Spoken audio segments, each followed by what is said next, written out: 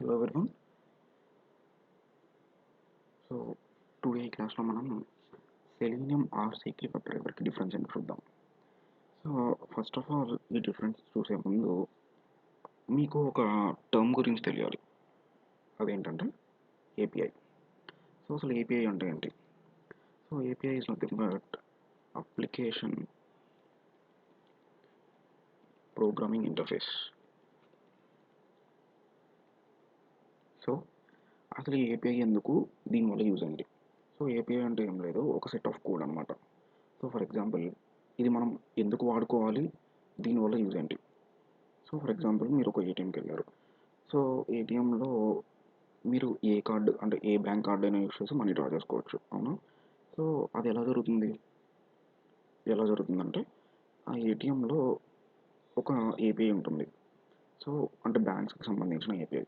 ఆ ఏపీఐ ఏం చేస్తుందంటే మీ కార్డు మీద ఉన్న చిప్ని రీడ్ చేసి ఏ బ్యాంక్ అయితే మీ కార్డు ఉందో ఆ బ్యాంక్ సర్వర్స్ కనెక్ట్ అయ్యి మీ ఇన్ఫో మొత్తం తీసుకొస్తుంది. సో ఫర్ ఎగ్జాంపుల్ మీరు మనీ డ్రా చేశారనుకోండి, మనీ అప్డేట్ అవ్వాలి. ఆర్ మీరు డిపాజిట్ చేశారనుకోండి, డిపాజిట్ అప్డేట్ అవ్వాలి, అంటే బ్యాలెన్స్ అప్డేట్ అవ్వాలి ఎప్పటికప్పుడు. సో ఇదంతా జరుగుతుందన్నమాట. సో ఈ ఏపీఐ వల్ల యూజ్ ఏంటి అంటే మనకి అండ్ థర్డ్ పార్టీకి మధ్యలో ఒక మీడియేటర్ లాగా యాక్ట్ చేస్తుంది. సో బ్యాంక్కి మనకి మధ్యలో మీడియేటర్. సో ఇప్పుడు మీరు ఏటీఎంకి వెళ్ళి జస్ట్ మనీ విత్డ్రా చేసుకుంటున్నారు కానీ లోపల ఏం జరుగుతుందనేది మీకు తెలియదు. కానీ మీ వర్క్ అనేది చాలా ఈజీ అయిపోయింది, అవునా? సో ఈ ఏపీఐ వల్ల యూజ్ అది. సో అలానే ఇంకొకటి ఏంటంటే జార్ ఫైల్. జార్ ఫైల్ అంటే ఏంటి అంటే జావా ఆర్కైవ్ ఫైల్. సో ఈ జార్ ఫైల్ అంటే ఏంటి అంటే డిఫరెంట్ జావా ఏపీఐస్ అన్నీ కలిస్తే ఒక జార్ ఫైల్. సో ఫర్ ఎగ్జాంపుల్ మీరు జావాలో కలెక్షన్స్ అనేది వినే ఉంటారు. సో కలెక్షన్స్ అనేది ఒక ఏపీఐ. సో అలా డిఫరెంట్ ఏపీఐస్ అంటే చిన్న చిన్న సెట్ ఆఫ్ కోడ్స్ అన్నీ కలిసి ఒక జార్ ఫైల్ లాగా డెవలప్ చేస్తారనమాట. ఫర్ ఎగ్జాంపుల్ మీరు జావా ఇన్స్టాల్ చేసుకుంటే, ఇది నేను జావా ఇన్స్టాల్ చేశాను. సో ఇక్కడ చూసుకుంటే మీకు ఇవన్నీ జార్ ఫైల్స్. సో ఈ జార్ ఫైల్స్ అన్నిట్లో కూడా డిఫరెంట్ ఏపీఐస్ ఉంటాయి. సో అంటే ఇవన్నీ లైబ్రరీస్ అనమాట. ఏపీఐస్ అన్న nothing but set of libraries. అలాగే ఇమేజెస్ కానివ్వండి, టెక్స్ట్ కానివ్వండి, నార్మల్ ఫైల్స్ కానివ్వండి. సో ఇవన్నీ కలిపి ఒక జార్ ఫైల్ చేస్తారు. సో ఆ జార్ ఫైల్ని మనము వాడుకుంటాం అనమాట. సో ఇప్పుడు జావాకి కావాల్సింది ఏంటి? సెలీనియం జార్ ఫైల్, ఓకేనా? సో మీకు తెలియాల్సింది ఏంటంటే ఏపీఐ అండ్ జార్. సో ఇది ఎందుకు చెప్పానంటే నేను సెలీనియం ఆర్సీ అయినా కానివ్వండి, లేకపోతే సెలీనియం వెబ్ డ్రైవర్, ఈ రెండు కూడా మనకి ఏపీఐస్ అంటారు, ఓకేనా? సో ఇవి ఇన్స్టాల్ చేసుకునేటప్పుడు ఇవి ఏపీఐస్ అంటే మీకు ఏపీఐ అంటే ఏంటో తెలియాలి ఫస్ట్, లేకపోతే తెలియదు, ఓకేనా?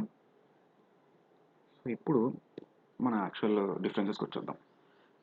సో మనం బేసిక్గా ఏపీఐ ఎందుకు వాడుకోవాలి అంటే దాంట్లో ఆల్రెడీ కొన్ని ఫంక్షన్స్ అనేవి రాసుంటారు. సో ఆ రాసున్న ఫంక్షన్స్ని యూస్ చేసుకొని మనం మన ప్రాజెక్ట్ని డెవలప్ చేసుకోవచ్చు. ఫర్ ఎగ్జాంపుల్ సింపుల్, ఇప్పుడు మీరు ఒక ప్రాజెక్ట్కి వెళ్ళి ఒక కంపెనీకి వెళ్ళిన తర్వాత ఆల్రెడీ ఉన్న ప్రాజెక్ట్ని మీరు వాడుకోవచ్చు అంటే చాలా ఈజీగా ఉంటుంది. అలా కాకుండా ఫస్ట్ నుంచే మీరు మొత్తం ప్రాజెక్ట్ డెవలప్ చేయాలి అంటే టైం చాలా పడుతుంది, అలానే కోడ్ కూడా చాలా కాంప్లెక్స్ అవుతుంది, అవునా? అందుకని చెప్పి సెలీనియం వాళ్ళు ఏం చేశారంటే ఏపీఐస్ ఇస్తారు. ఆ ఏపీఐని యూస్ చేసుకొని మనం మన ఓన్ కోడ్ రాసుకోవచ్చు. అప్పుడు ఏమవుతుందంటే కోడ్ యొక్క కాంప్లెక్సిటీ అంటే కోడ్ పెద్దగా ఉండకుండా చాలా చిన్నగా వస్తుంది. అంతేకాకుండా వాళ్ళు ప్రీ డిఫైన్డ్గా కొన్ని ఫంక్షన్స్ ప్రొవైడ్ చేస్తారు కాబట్టి ప్రతి చిన్నదానికి మనం ఫంక్షన్ రాయక్కర్లేదు. ఫర్ ఎగ్జాంపుల్ ఒక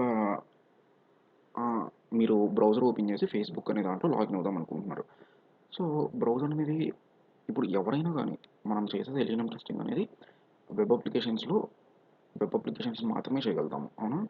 సో వెబ్ అప్లికేషన్ చేయాలి అంటే ఏంటి? ఖచ్చితంగా బ్రౌజర్ ఓపెన్ చేయాలి, అవునా? సో బ్రౌజర్ ఓపెన్ చేయాలి అంటే ప్రతి ఒక్కళ్ళు ఖచ్చితంగా బ్రౌజర్ ఓపెన్ చేయాలి, అవునా?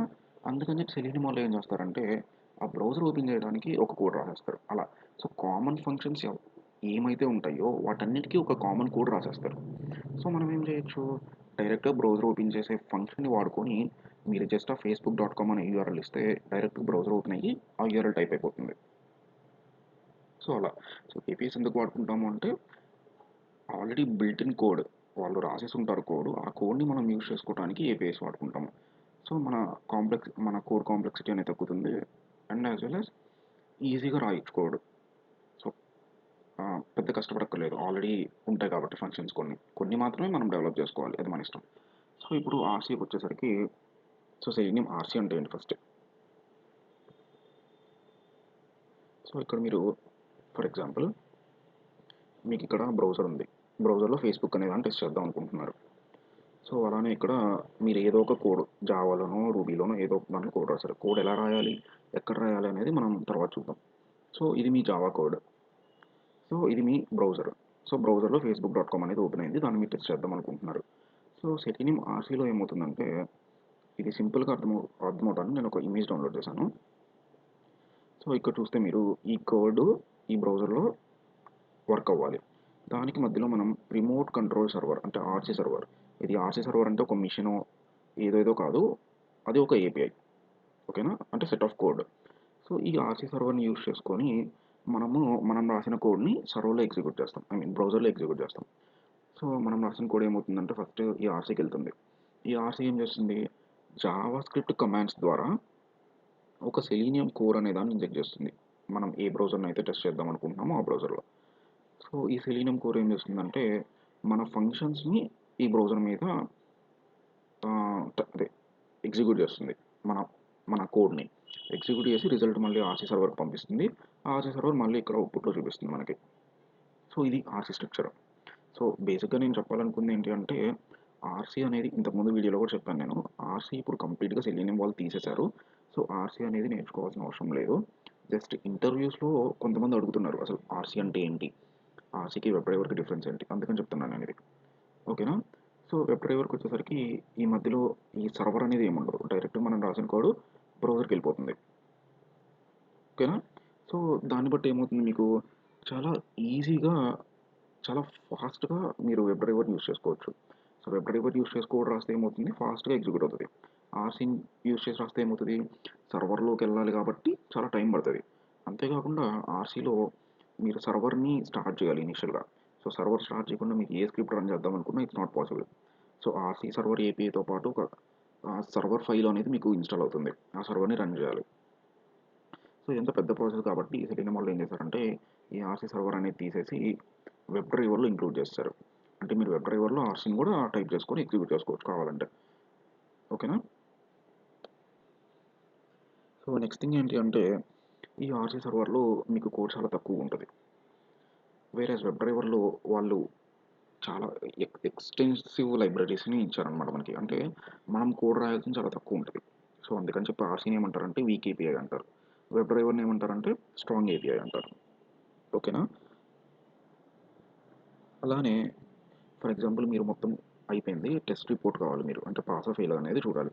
సో, ఆర్‌సీలోనూ చూడొచ్చు, వెబ్ డ్రైవర్‌లోనూ చూడొచ్చు. కానీ మీరు అట్రాక్టివ్‌గా చూడలేరనమాట రిపోర్ట్స్. ఎందుకంటే, ఈ ఆర్‌సీ సర్వరు, వెబ్ డ్రైవర్ రెండిట్లో కూడాను టెస్ట్ జనరేషన్ అనేది చాలా లిమిటెడ్‌గా ఉంటుంది. అంటే జస్ట్ పాసా, ఫెయిలా చూపిస్తాయి అంతే.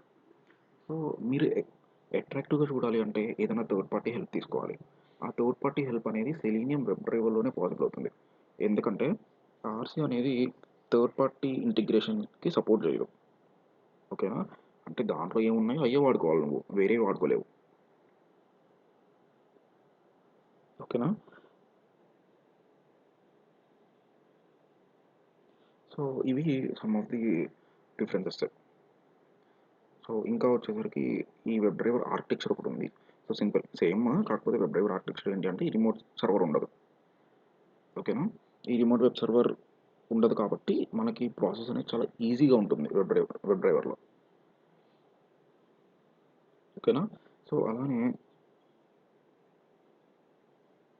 సో, ఐడీఈ ఉంది కదా! సో, ఐడీఈలో మనం ఫర్ ఎగ్జాంపుల్ ఒక మాన్యువల్ టెస్టర్ వచ్చి ఐడీఈలో ఒక స్క్రిప్ట్ జనరేట్ చేశాడు. అంటే జస్ట్ ఫేస్‌బుక్ టైప్ చేసి లాగిన్ అయ్యి ఆ స్క్రిప్ట్‌ని జనరేట్ చేశాడు. సో, ఆ జనరేట్ చేసిన స్క్రిప్ట్‌ని మనం ఆర్‌సీలో వాడుకోవచ్చు. And at the same time ఐడీఈలో కూడా వాడుకోవచ్చు. ఓకేనా? సో, ఇది కామన్ డిఫరెన్స్ రెండిట్లో. రెండిట్లో కూడా నార్మల్‌గా వాడుకోవచ్చనమాట. No problem at all. So, ఇవి సమ్ ఆఫ్ ద డిఫరెన్సెస్ ఆర్‌సీకి, వెబ్ డ్రైవర్‌కి. సో, ఆర్‌సీ అయితే ఇప్పుడు మార్కెట్‌లో లేదు. So, no need to learn. ఒకవేళ తెలుసుకోవాలి అనుకుంటే మాత్రం ఇవి సమ్ ఆఫ్ ది డిఫరెన్సెస్. ఇవి తెలుసుకుంటే చాలు. సో, ఏపీఐ అంటే ఏంటో తెలుసుకోండి. సో, ఆర్‌సీ సర్వర్ అంటే ఏంటో తెలుసుకోండి. సో, సెలీనియం ఆర్‌సీకి, సెలీనియం వెబ్ డ్రైవర్‌కి మేజర్ డిఫరెన్స్ ఏంటి అంటే మధ్యలో ఆర్‌సీ అనేది ఉంటుంది. అండ్ ఇంకొకటి ఏంటి అంటే సెలీనియం ఆర్సీ థర్డ్ పార్టీ అప్లికేషన్స్ని ఇంటిగ్రేట్ చేసుకోవడానికి యాక్సెప్ట్ చేయదు. వేరేస్ వెబ్ డ్రైవర్లో మనం ఇంటిగ్రేట్ చేసుకోవచ్చు. అలానే సెలీనియం ఆర్సీ అనేది ఒక వీక్ ఏపీఐ. ఎందుకంటే దాంట్లో కొన్ని మెథడ్సే ఉంటాయి. మనం అన్ని మెథడ్స్ని వాడుకోలేము, కొన్ని మెథడ్స్ని వాడుకోగలం. అంటే అసలు ఉండవు అన్ని మెథడ్స్. సో వెబ్ డ్రైవర్లో ఏంటి అంటే చాలా ఫంక్షన్స్, చాలా మెథడ్స్, చాలా ఫంక్షన్స్ ఉంటాయి. సో వాటిని యూస్ చేసుకొని మనం ఆ, తక్కువ కోడ్ రాసుకోవచ్చు and at the same time టెస్టింగ్ని పెంచుకోవచ్చు.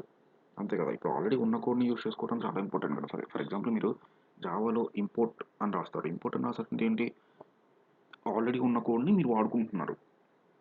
సో అప్పుడు మీకు ఏమవుతుంది, ఆ కోడ్ అంతా ఒక లైన్లో వచ్చేస్తుంది. అలానే మీరు కింద మీ మీ ఓన్ కోడ్ రాసుకుంటారు. సో కోడ్ తగ్గుతుంది and at the same time testing ఎక్కువ అవుతుంది.